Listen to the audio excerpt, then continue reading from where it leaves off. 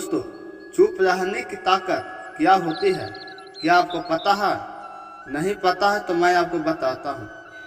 इस दुनिया में सबसे तेज छुरी हमारी जवान होती है। जो घाव हमारी जवान देता है उतनी छुरी नहीं देता। और दुनिया के सबसे ताकतवर हथियार हमारे शब्द हैं, जो बिना किसी का खून बहाए लोगों का अंदर ही अंदर मार सकते हैं। हमारे शब्द हमारी ताकत हो सकते हैं, लेकिन यह हमारी सबसे बड़ी कमजोरी भी हो सकती है। अगर हमें नहीं पता कि कब, कहाँ और क्या बोलना है और कितना बोलना है, यदि हम सही समय पर सही इरादे के साथ सही शब्द का प्रयोग नहीं करते हैं तो यह हमें एक सफल व्यक्ति बनाता है। लेकिन अगर हम सही समय पर सही इरादे से सही शब्द का इस्तेमाल नहीं करते हैं तो यह हमारे जीवन को नर्क में भी बेहतर बना सकती है। तो दोस्तों, आज का स्टोरी के माध्यम से आपको बताने वाला हूँ कि चुप रहकर कैसे हम अपने जीवन को बदल सकते हैं। आपको चुप रहने की शक्ति का एहसास इस वीडियो में होने वाला है। वीडियो शुरू करने से पहले चैनल को सब्सक्राइब और लाइक जरूर करें। किसी गांव में एक जंगल में बुद्ध अपने आश्रम में रहा करते थे। एक दिन उस जंगल से एक राजकुमार कहीं जा रहा था।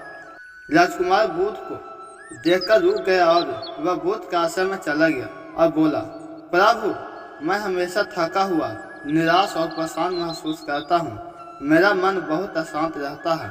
हालांकि मेरे पास सब कुछ है, दौलत, शोहरत, सुख, सुविधाएं जो हर व्यक्ति चाहता है या पाने की इच्छा करता है, लेकिन फिर भी मेरे अंदर इतनी अशांति और चिंता क्यों है?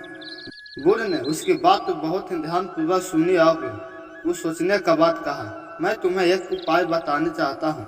क्या तुम वह उपाय करने के लिए तैयार हो? राजकुमार ने कहा, मैं अपने मन के शांति के लिए कुछ भी करने के लिए तैयार हूँ।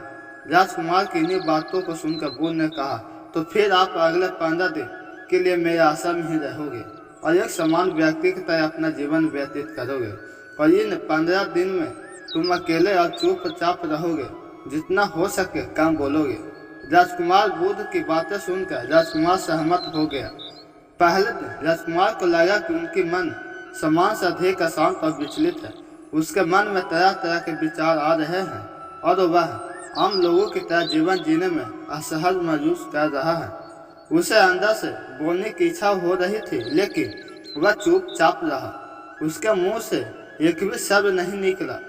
वह सुबह चुपचाप बैठा रहा, लेकिन रात होते होते उसे अंदर ही अंदर शांति का अनुभव होने लगा। उसके लिए यह अनुभव अजीब था। धीरे धीरे उसकी आंतरिक बेचैनी और चिंता कम होने लगी। अगले दिन राजकुमार अकेला चुपचाप बैठा रहा और वह प्रकृति को निहार रहा था। और वह पौधों को, फूलों को, आकाश, मोर और पंछियों को देख रहा था। वह अपने जीवन में पहली बार यह अद्भुत दृश्य महसूस कर रहा था कि उसके पास कितनी सुंदरता है।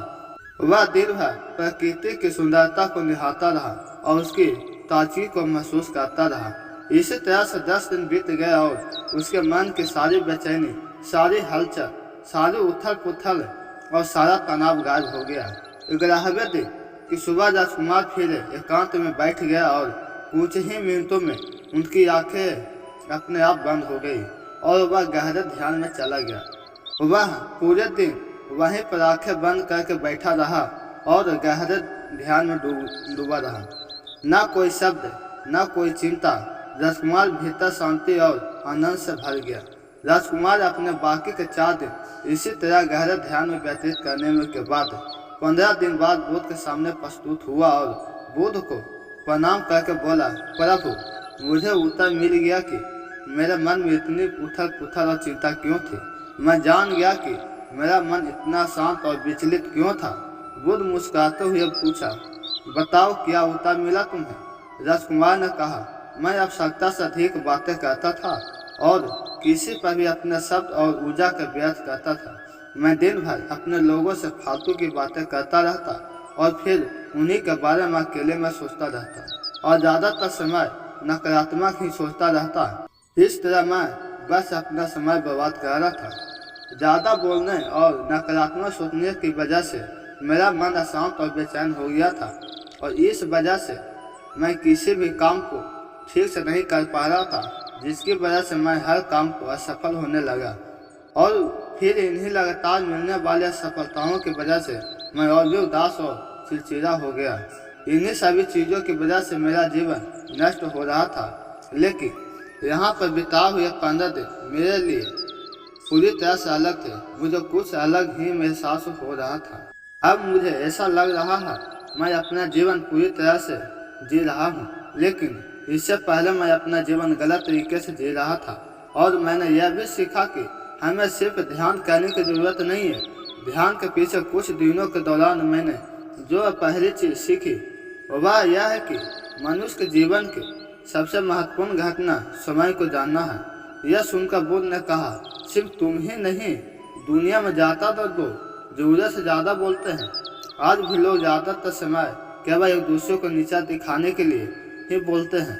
कुछ लोग न चाहते हुए भी बातें करते हैं और अपने जीवन बर्बाद कर देते हैं।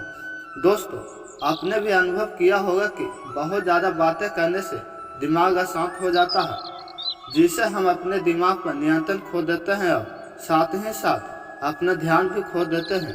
जो लोग बहुत ज़्यादा बोलते हैं उसके पास किसी एक काम पर ध्यान केंद्रित करने की काबिलियत नहीं होती है। वह अपने किसी भी लक्ष्य पर पूरी तरह से केंद्रित नहीं रह पाते हैं। अगर हमारा दिमाग एक जगह केंद्रित नहीं है तो हम जीवन की सच्चाई नहीं समझ पाते और ना ही मनचाही सफलता कभी हासिल कर पाएंगे। इसके अलावा भी आपने देखा होगा कि जो लोग अधिक बोलते हैं वो अक्सर लोगों के बीच हंसी का पात्र बन जाते हैं, और जो लोग कम बोलते हैं और अपनी बात पर कायम रहते हैं उन्हें लोगों से सम्मान मिलता है। लोग उनकी बातों को सुनते हैं और उन पर भरोसा भी करते हैं। जो लोग ज़रूरत से अधिक बोलते हैं और अपने विचार के बारे में पक्के नहीं होते, उसका दिमाग स्थिर और विचलित रहता है और शोर भी भरा जाता है। और एक अशांत दिमाग वाला व्यक्ति जीवन में किसी भी चीज़ में सफल नहीं हो पाता, क्योंकि वह किसी भी काम में फोकस नहीं करता पाता। किसी व्यक्ति को यह पता है कि उसे कब कहाँ और क्या बोलना है, तो वह व्यक्ति सच में बहुत बुद्धिमान है। और ऐसा व्यक्ति जहाँ भी जाता है उसका व्यक्तित्व आकर्षण की केंद्र बन जाता है और वह जो भी कुछ कहता है उसे सफल बस होता है। इसलिए दोस्तों, जहाँ जितनी ज़रूरत हो उतनी ही बोलनी चाहिए। अगर आपको वीडियो अच्छी लगी हो तो चैनल को सब्सक्राइब और लाइक जरूर करें। धन्यवाद।